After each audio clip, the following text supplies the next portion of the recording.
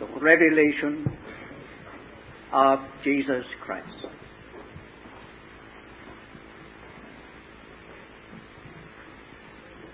That is to be the object of our occupation at this time. And while it will come to us through the book which bears that name, it is not the book as such that we are to study, but that central, inclusive, and underlying thing, the revelation of Jesus Christ.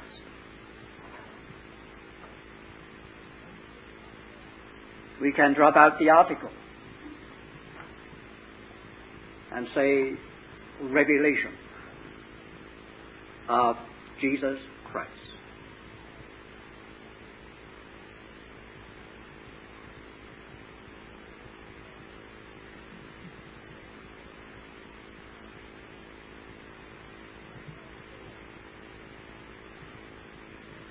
A subtitle might be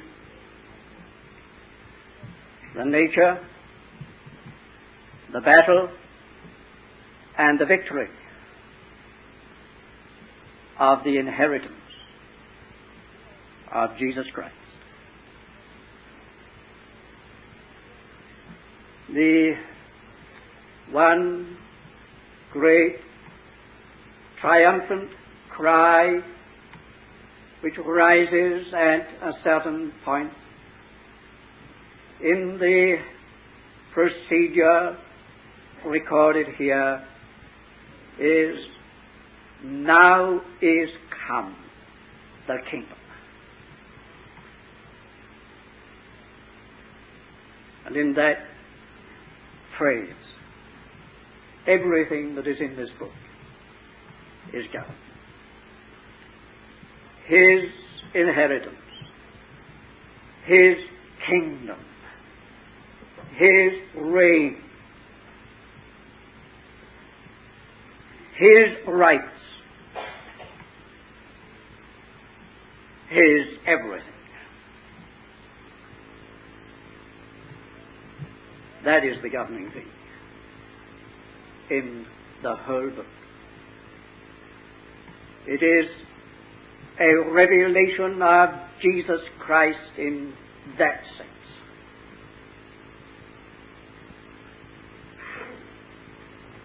We hardly begin to read the book without the consciousness breaking upon us that we are moving into battle. Terrific battle. Battle with many aspects, but with all the aspects of the battle, one issue: His kingdom.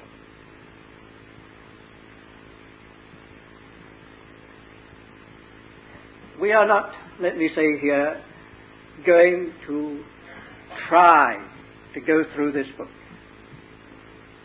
I think at most we shall be occupied, and that quite imperfectly, with the first chapters. But I do want to indicate that inasmuch as those chapters particularly concern the people of God, the church, at this time,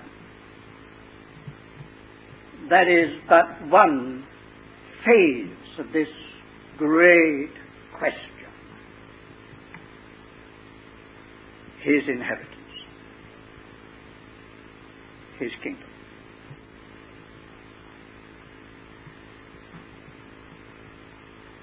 We shall have to say some things about the book in general before we can come to the particular message which I feel the Lord has given for this time together.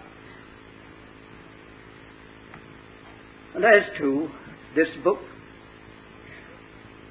there are these things to be said. Of course, it is a most bewildering book.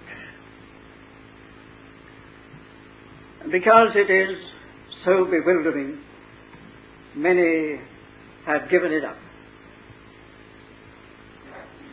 And after perhaps chapter 5, they can't find their way any further. And it is not, therefore, a book that is greatly beloved of the Lord's people. Might be necessary to qualify that statement, but I repeat, it is certainly a bewildering book. Someone said, to know that I agree with them, if you're not mad before you start reading it, you will be when you get to the end. That is only a way of saying it is not an easy book to understand. And there are reasons for that. But I want you to remember that right at the commencement, it is stated that there is a particular blessing attached to this book. Indeed, this is the only book in the Bible where it is so stated that there is a blessing. I don't mean that it's the only book that has a blessing. It is definitely stated that there is a blessing to those who read and those who keep what is written therein.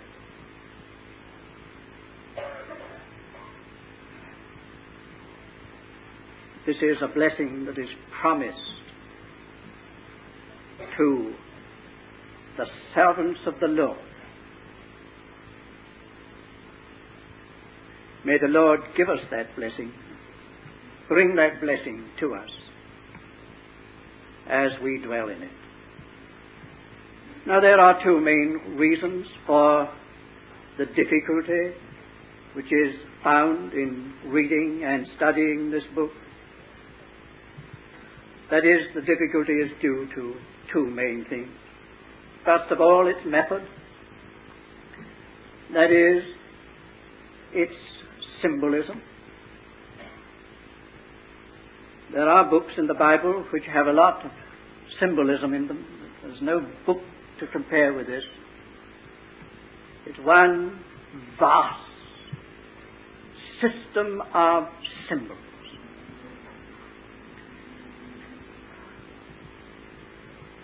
If you want to do some close study, you can go through from beginning to end and see how many symbols you can find.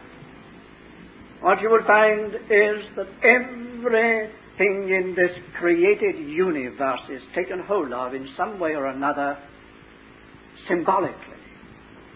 That is, and used to symbolize some other thing, some spiritual thing. Heaven, earth, sea, all parts and departments of the creation, every phenomenon, far too vast to comprehend in a few sentences. Book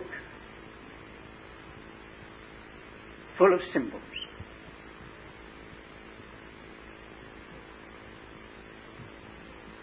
It's not easy to understand always the symbolism. I'll not even refer to some of them. The numbers themselves, if we should touch any one symbolic aspect, are tremendously significant and comprehensive. From one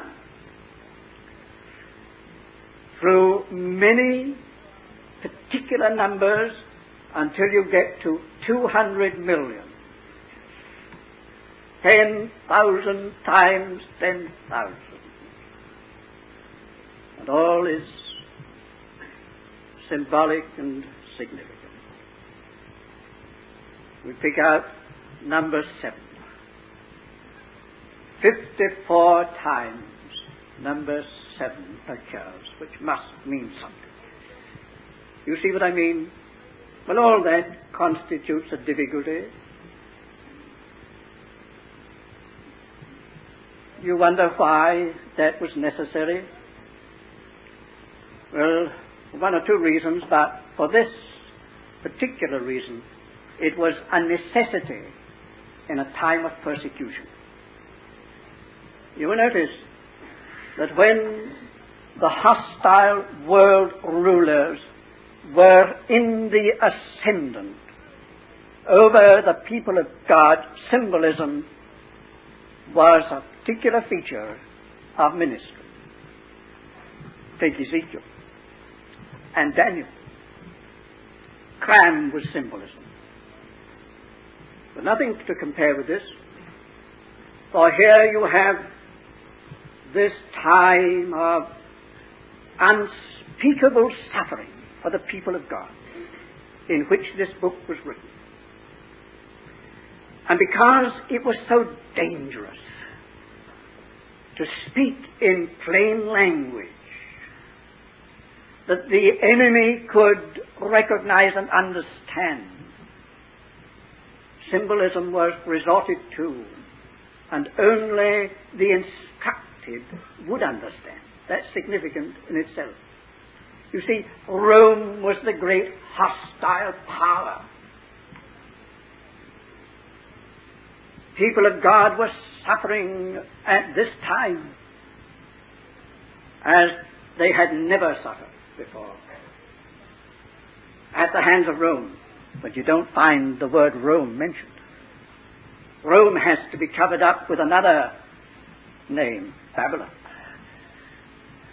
See, it was necessary to speak amongst themselves in a way in which they would understand and the world would not.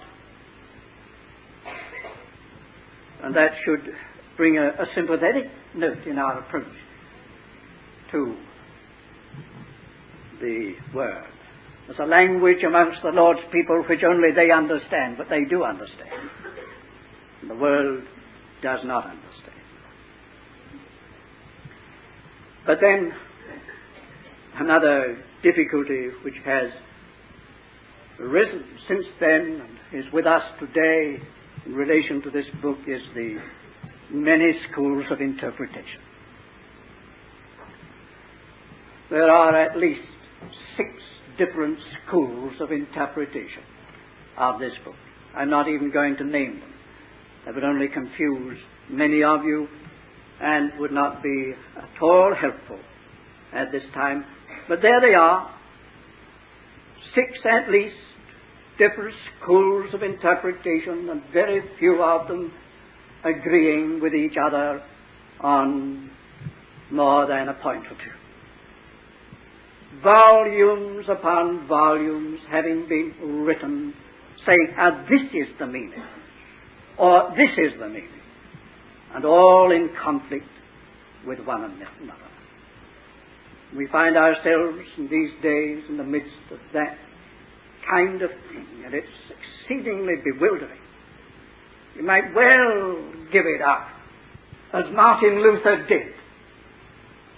Said this book is all rubbish, nonsense. No one will ever be able to understand it. Well, all right, throw the blessing away. There's a blessing. However, that is the difficulty, one of the difficulties in our taking up this book and not pursuing it. You will not imagine that I am going to adopt any one of the 6. And I do trust that you will not think for a moment that I am going to give you an improvement upon them all, or think that I can. You will have to go on patiently with me and see. whether the way in which we approach it is a way of blessing, a way of spiritual helpfulness. And I would ask you this one thing, that you will believe that I am not seeking to give some private interpretation, but seeking to get right through all this to the real blessing that is in this book. If we can come out at the end with that, then we shall have been justified in tackling it. Well, now, what about the nature and the purpose of the whole book? It is quite clear that this book contains or presents the consummation of all the ages and the consummation of this age. I use that word carefully. The summation of the ages and the summation of this age. This book comprehends the whole Bible and bounds all history. It compasses creation, redemption, and perdition. It embraces God, Father, Son, Holy Spirit. It embraces man and his history and the purpose of his being. It embraces the history, work, and doom of Satan.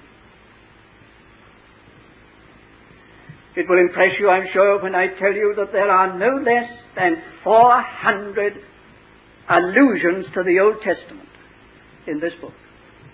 There's a bit of study for you.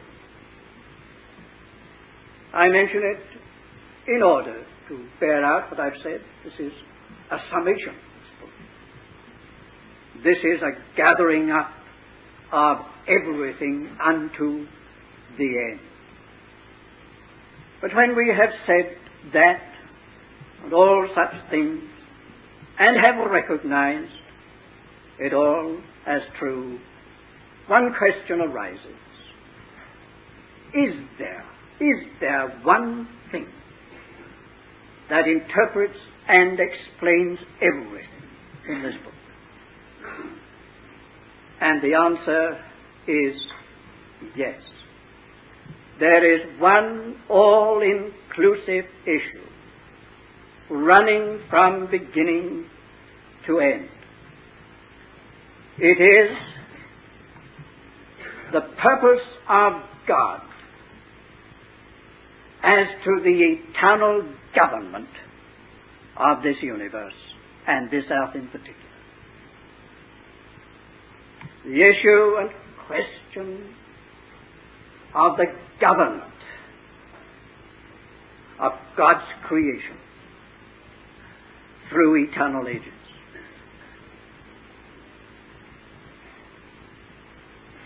That explains everything that is here. You have to read backward, of course, from the end of the book, for all has moved toward that. Steady movement through every phase and aspect unto that one end.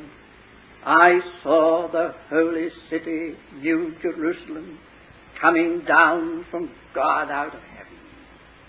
Here you have the metropolis, the center of government. That's the end. The government of everything, established again in a symbolic representation, the holy city. For that implies government. I say everything in the book moves toward that. And you have to read everything from beginning onward in the light of that final wonderful issue. Who is going to govern God's created universe through all ages of eternity? How is that government going to be reached? And what is the nature of that government? Those are the questions that are answered in this book. How great it is. And when you come to the city, that is, the realization of this great divine object, the government of all things, as from heaven, you find that that government is just as much a matter of character or nature as it is of power. That is a very important thing to remember. It is not only official authority established at last, the iron hand of government and control. It is the government of a certain kind of nature. That city is the embodiment not only of strength, but of character, of nature. Everything that is precious in the sight of God. And those two things are brought together, and they run through this whole book. Those two things are implicit in the first chapters, as we shall see in the presentation of the Son of Man himself, and then in the messages to the churches. So they run on. It's a reaching of the place of ascendancy by conformity to a certain nature. It's a tremendous thing to come to that nature, to that character. There is no less a question and issue in the nature of things than the government of this universe. What kind of thing will it be that governs at last? That's the big question. And so page after page is dealing with that. Page after page, phase after phase. It is not just the crushing of something and gaining the mastery. It is the getting rid of a certain character and nature and kind to put in its place another kind. From center to circumference. Remember, it is a law always of God and of the Word of God. The power is by character and not by office. So it is here. It's a tremendous question, this matter of ascendancy, the throne, the government, the dominion. I say again, it governs everything through this book. In a word, it is the nature of God's Son as Son of Man, standing over everything. He in person and divinely appointed destiny, but he particularly in character. That brings everything under it. Now this great issue of government. And is it necessary for me to say here that if ever there was a time in the history of this cosmos when the conflict, the battle for the government of this universe was raging, that time is now. We are all very conscious of mighty forces at work to get the control of this world and all that has to do with it. Of a tremendous battle raging as to who and what is going to have the dominion here. That only needs to be said to draw out a response and an assent of recognition. It's on. And the point of the concentration of this conflict is the church, the people of God. In some parts, from without, in an outward way, they're in it. But if it is not by outward persecution, spiritual people are conscious of tremendous spiritual pressure and conflict in these days, which is increasing. Yes, it's quite patent that this is the issue. What is going to emerge on top at last? What kind of a thing will it be? That's the question to be answered. But this issue, take up the whole book again, this issue is shown to be related to 5 things. First of all, to the very purpose of God in creation.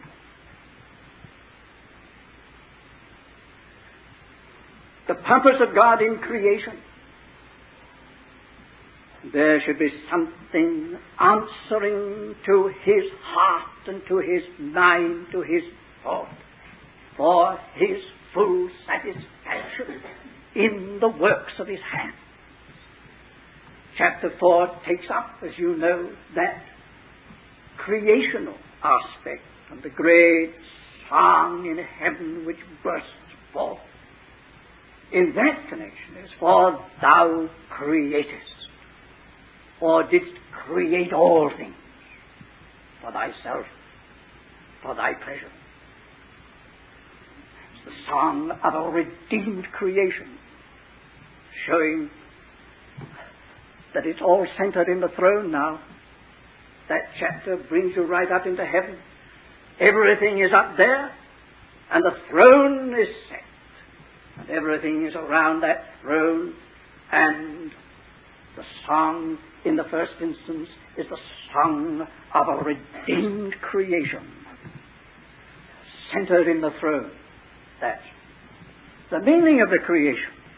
A kind of creation absolutely throne united, with a throne at its center. That's the purpose of creation. And then the book moves to show this issue, this great issue, government, is God's purpose in redemption. Of course, chapter 5 carries the thing further. It's still the scene in heaven, but here the emphasis is upon redemption, and the second great song breaks out. Thou hast redeemed. Thou hast redeemed.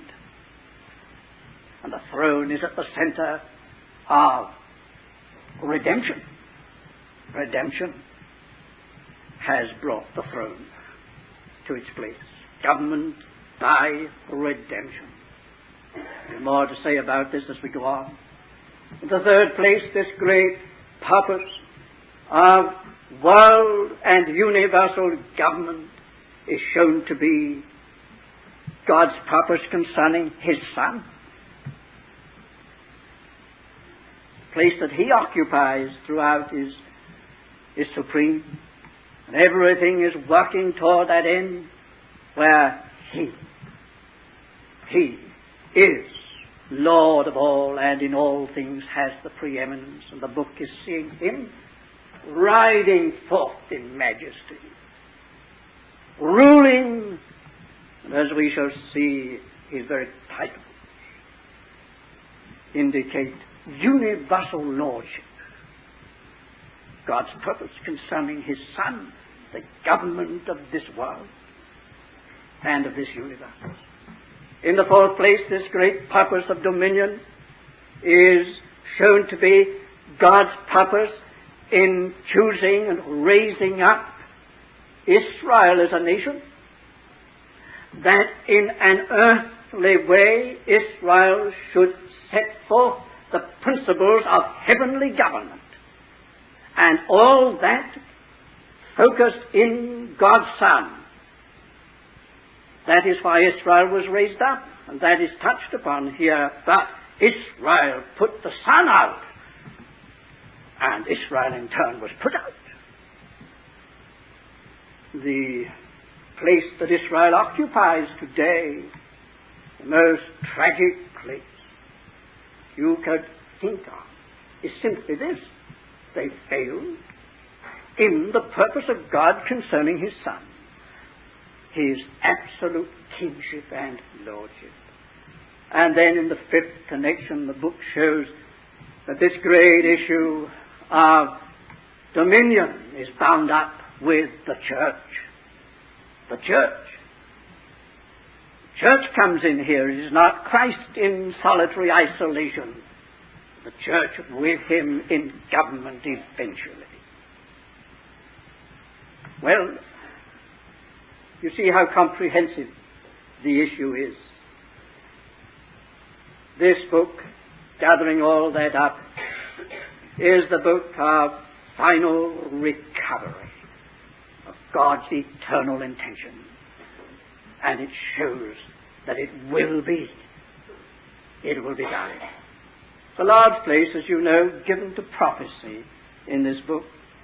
And right at the end, it's gathered up in this way: the Lord, the God of the spirits of the prophets, has sent His angel and signified these things. The God of the spirits of the prophets. Then there is this, the keeping of the prophecy of this book. Now, most of you know that prophetic ministry always had one thing in view: recovery of God's thought. Recovery.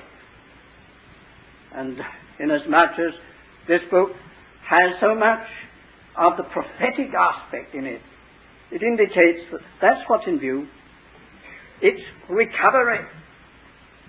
Something has been lost. Something has been lost. And that is going to be recovered.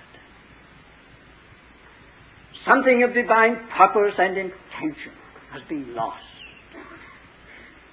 And God in this book is seen as set and giving Himself to the recovery of that which has been lost, of His intention and will concerning this creation and the church. It's a mighty, mighty issue that is being fought out, shall we say, through the pages of this book.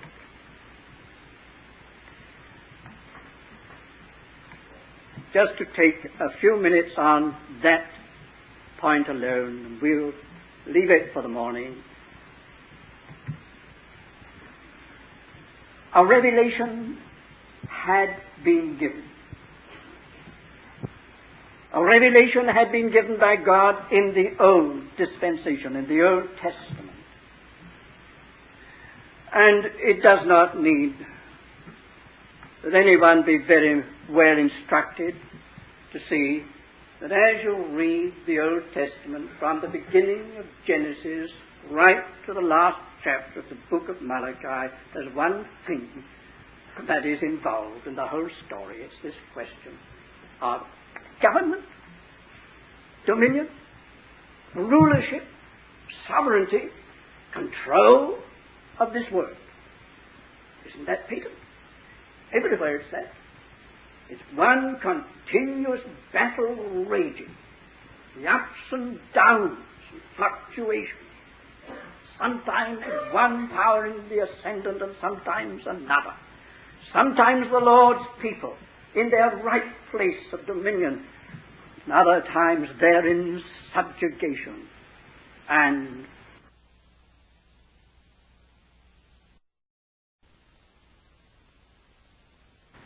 sometimes the Lord's people in their right place of dominion, and other times they're in subjugation.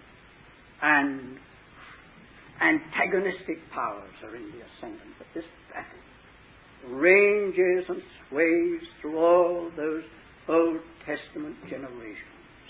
But God had left no one in doubt as to what his mind about it was, and his purpose. It's all there. The revelation had been given. It had been given in the New Testament. Mark you, when we come to the book of the Revelation, we're at the end of the first Christian century. The book, in all probability, was written in the 90s of the first century. And the revelation had been given in the New Testament. What a revelation of God's intention, God's purpose, God's thought for the government of this world. And that revelation had been in a particular and peculiar way concentrated in the ministry of the Apostle Paul. Had come through Paul in a full, and shall we say, a consummate way. But if you want to know about the ages of the ages and God's thought concerning Jesus Christ therein and the church, it's to Paul you go. It's been given. It's been given. And significantly enough, it was given in the main to the churches in Asia. To the churches in Asia. We have Ephesians, Colossians. It had been given. It had been lost. It had been let go. Said Paul, all they which be in Asia be turned from me. Been let go. God had given the deposit of a full revelation of His intention from eternity concerning His Son, concerning the church, in the government, the ultimate government of this universe. It's there. It's been let go. Now the book of the Revelation comes in to show God's reaction to that, to recover. And significantly enough, He will begin with the churches in Asia, where the greatest responsibility rests, where the greatest light has been given, where the knowledge of God's will has been most fully revealed. There God will begin. He always does. He always does begin there, the point of the greatest responsibility. To recover. To recover. And while I anticipate a little, let me point out to you at this point that He's going to have that which does represent His recovery. In the churches, He may not find a full, complete response by all the people of God, but He will have there that which does answer. To him that overcometh. What God may not have in the whole, He will have in a part. I was reading a book by a New Testament scholar this week. Not one we would call a spiritually minded person, but one of profound knowledge of things as to the Bible. And I came on this. I think it's worth reading at this point. He says, we have made reference to the thought of a remnant. He's speaking about the faith of Israel, the history of Israel. The community as a whole could be narrowed down to a part which could represent the whole and continue its inheritance. This idea of a remnant is found throughout the whole Bible. It is not confined to the prophets, though they say much about it. In the story of the flood, Noah and his family constitute a remnant in whom the divine creative purpose is concentrated and preserved. The blessing promised to Abraham and his seed was limited to one of his sons, Isaac. In the time of Elijah, we read of a righteous remnant of 7,000 which had not bowed the knee to Baal. This idea is found in Isaiah, in Jeremiah, in Ezekiel, in Amos, in Micah. Sometimes the remnant is thought of as bringing about the sparing of the whole community. Note that. That's tremendous. Sometimes the remnant is thought of as bringing about the sparing of the whole community.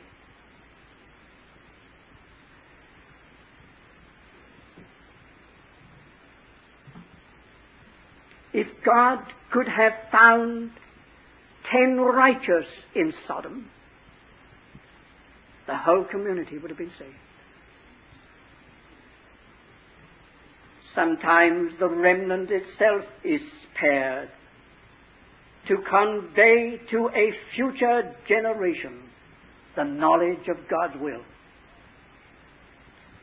It is always thought of as a corporate body and not just so many individuals. Wherever it appears, the remnant is, for that moment, the people of God, heirs of the promises and heirs of the revelation of God's purpose. Don't you think that's magnificent? Carry that over here. See it gathered into the overcomers at the end. See on the one side what a responsibility rests upon them.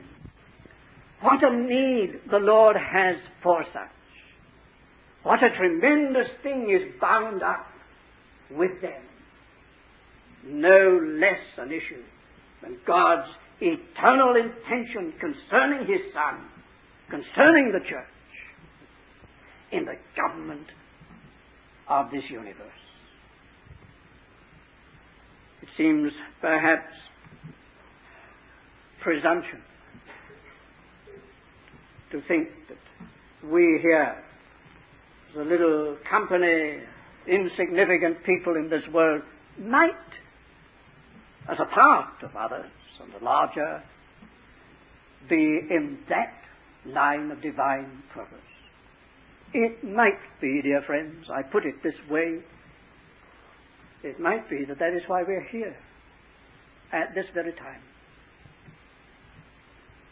If we were to speak of the conflict that has preceded this time, the raging of the forces of evil, and all the determination that it has seemed to make the continuance of this testimony and ministry possible, we are driven to ask one question. What can it mean? What can it mean? What are we? What do we amount to? And the answer must be this: has God abandoned His intention? And if not, he will still seek to have those who know what that is and who come into line with it. And forgive me. And I know that I'll need a lot of forgiveness in some realms for saying it. But it is just possible that the gathering of just a handful here in these days has no lesser significance in it than God's desire to make known to his people that he's not given up his original purpose concerning his Son and the church. If I should be right, may the Lord give to us a due sense of the tremendous significance of any time like this, when he chooses to speak to us again about this matter of supreme and paramount importance. His inheritance in his Son, the kingdom of his Son, his Son's place in this universe for all eternal ages, and of an instrument to his hand for the expression of his government and the administering of his kingdom. No, I have not said, and am not thinking or saying that we are the people for that. But that is the Lord's thought for as many of the church, universal, as will give him the response that he seeks when he says, "He that hath an ear to hear, let him hear what the Spirit saith to the churches." So I venture to say to you, dear friends, that we are gathered in no small matter.